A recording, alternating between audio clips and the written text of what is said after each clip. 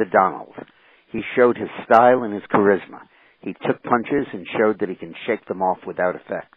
He showed that he's a totally different kind of candidate, and that he squarely addresses the need for competence, strength, and leadership.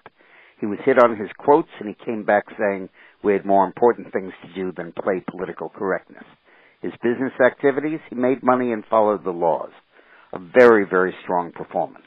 But, and it's a big but, his refusal to rule out a third-party candidacy could prove to be the mistake that unravels him. Republicans don't want to encourage another Ross Perot. They feel Perot cost them the 92 race, and Trump set up an issue that his opponents can use to beat him over the head. On the other hand, voters might find it refreshing to see a candidate who tells the truth, even if it might hurt him. The point is, he's not going away. Then Bush. He did well, but Christie did better and Kasich did okay, and they are competing for the same basket of votes.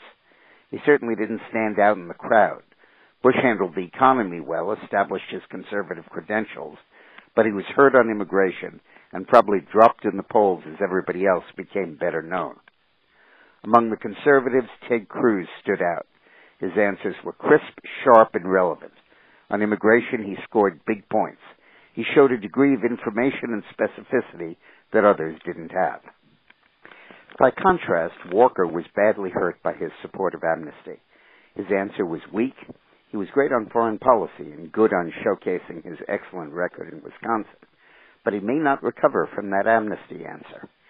Just like Rick Perry didn't recover when he proposed granting in-state tuition to illegals in 2012.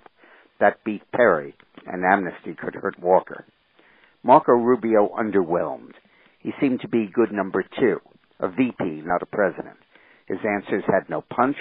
They were politically correct. He was good on the economy and ideologically okay, but he did not come across as a strong leader. But even as Cruz will benefit from Walker's immigration gaffe and Rubio's weakness, he will be threatened by Huckabee's strong performance.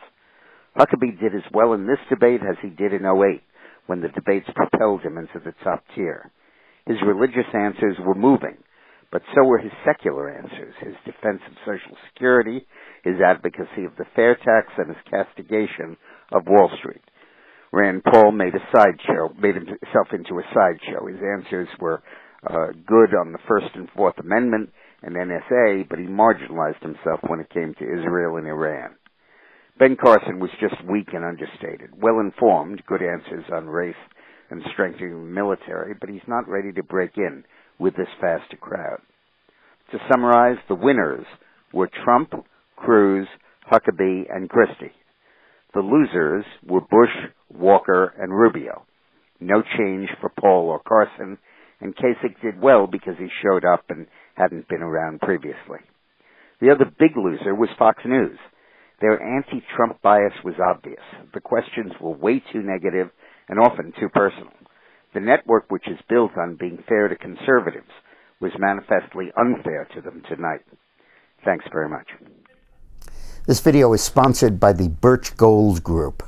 There's been a lot of talk about the diminishing stature of the dollar as a global currency and the erosion of the dollar in that regard, particularly being pressed by China.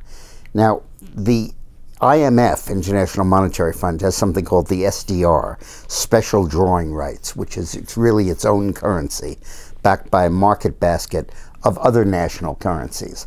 And they're over $1 trillion worth in circulation right now.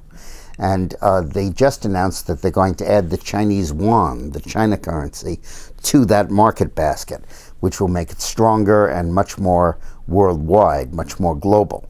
So if you're concerned about protecting your investments from dollar-denominated drop, that investments should not be made in dollars, but should be made in gold, which holds its value across all currencies and all time.